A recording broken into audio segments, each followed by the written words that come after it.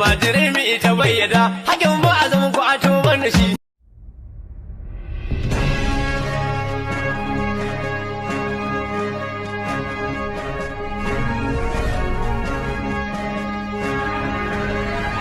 Ka danna subscribing sannan kuma ka danna alamar ƙararrawar sanarwa domin samun labaranmu kai tsaye da zarar mun ɗora. Mun gode da ziyartar wannan channel ɗin tamu mai albarka. Tofa, yanzu nan wata waka take yawo a kafofin sada zumunta inda aka bayyana cewa Rarara ya yi ta ne akan Ganduje ya sa a ruguje mai gida kuma akan rigimar su da Ganduje. Kamar yadda a yanzu aka muka saka muku ɗan gajeren bidiyon wakar kuka ji abin da Rarara ɗin yake cewa. A yanzu haka mai sauraro kasan cewa labarin rushe gidan Rarara ya karaɗe duniya inda a yanzu haka mutane da yawa sun ji labarin cewa Ganduje ya ba da umarnin a rushe gidan Rarara, kamar yadda a yanzu haka mutane da yawa sun yi mamakin hakan. A yanzu haka mai sauraro ka gyara zama domin jin cikakken wannan rahoton da muke ɗauke da shi a yanzu.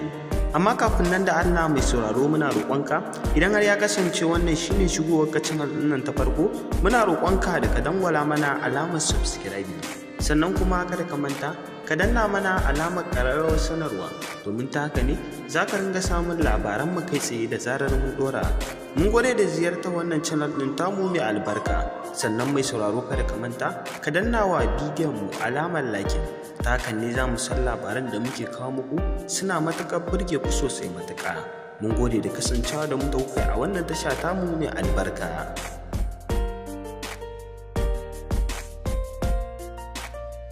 Yanzu nan wani ɗan gajeren bidiyo yake yawo na Dauda Kahutu Rarara a shafin TikTok inda aka bayyana cewa ya yi wata sabuwar waƙa ne domin Ganduje ya sa a ruguje mai gida. Kasancewa mai sauraro a yanzu haka labarin rigimar Dauda Kahutu Rarara da Ganduje ta yi matuƙar karaɗe duniya, domin kuwa a yanzu haka duk inda ka zaga za ka ji ana yin wannan labarin na rigimar Dauda Kahutu Rarara da Ganduje. Sai dai kuma a yanzu haka mutane da yawa suna goyon bayan Dauda Kahutu Rarara ne akan wannan rigimar.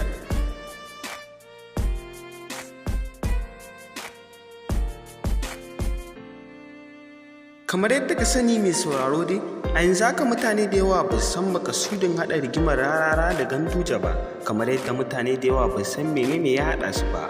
A yanzu haka mai sauraro za mu fayyace maka komai tun daga farko har ƙarshe akan abin da ya haɗa su, kamar yadda ka san cewa Rarara ya fito da Abale takara da kuma Alan Waka, kamar yadda ya bayyana cewa su ma ya fito da su ne domin kuwa yana tallata su, domin kuwa ya bayyana cewa shi ne yake tallata mutane, don haka a yanzu haka ga wasu mutane su ma a ɗauke su.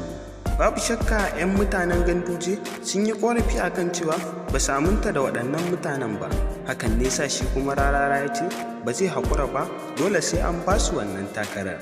A yanzu haka shi ne dalilin haɗa su rigima, domin kuwa tun daga lokacin ake jin haushin Dauda Kahutu Rarara, domin kuwa ya bayyana cewa ba zai haƙura ba akan wannan takarar.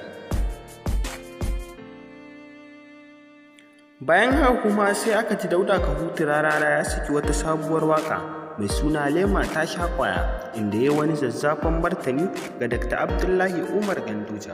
Duk wanda ya saurari wannan wakar zai ji cewa Dauda Kahutu Rarara ya bayyana cewa ya ji an ce a cire sunansa kuma ya ji su harkar Tinubu ba sai da takarda ba.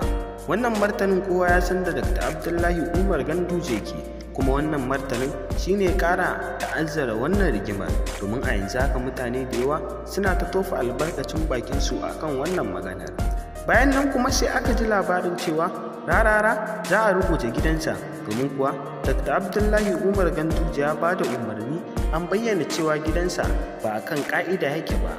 Bayan wannan labarin kuma sai wani labari ya ƙara karaɗin duniya, ana cewa Ganduje ya ba da umarnin cewa Rarara ba zai ƙara sakin waƙa ba har sai an tantance ta, kamar yadda a yanzu haka kuma mutane da yawa sun yi ƙorafi akan wannan lamarin. Sun bayyana cewa ai ba yanzu Rarara ya saba cin mutuncin mutane ba, domin kuwa idan ba za ka manta ba duk wani ɗan siyasa ya san cewa Rarara ya ci mutuncin Kwankwaso, haka zalika ya ci mutuncin Shekaru, domin duk cikin mutane babu wanda Rarara ya fi rainawa kamar Shekaru, domin duk ya fi zaginsa akan sauran mutanen da yawa waka.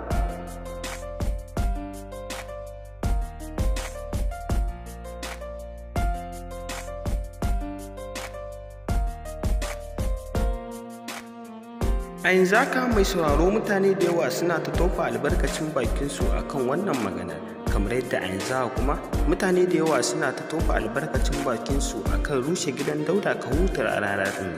Babu shakka a yanzu haka Dauda Kahutu Rarara yana shirin sakin sabuwar waƙarsa, inda a yanzu haka yana ɗaukan bidiyon waƙar, kamar yadda a yanzu haka mutane da yawa sun yi mamaki ana cikin rigima tsakaninsu da Ganduje, amma ya je yana ɗaukan bidiyon waƙa, domin kuwa kaga shi babu abin da ya dame shi kenan. A yanzu haka mai sauraro muna so mu ji ra'ayinka a ƙasan wannan bidiyon. Mu da nan muka kawo ƙarshen wannan rahoton namu. Kai da kasance da wannan tasha a koda yaushe ta hanyar dangwala mana alamar subscribing, sannan kuma kada ka manta ka danna mana alamar ƙararrawar sanarwa, domin ta haka ne za ka ringa samun labaran mu kai tsaye da zarar mun ɗora. Mun gode da ziyartar wannan channel ɗin tamu mai albarka, sannan mai sauraro kada ka manta ka danna wa bidiyon mu alamar like. Mun gode.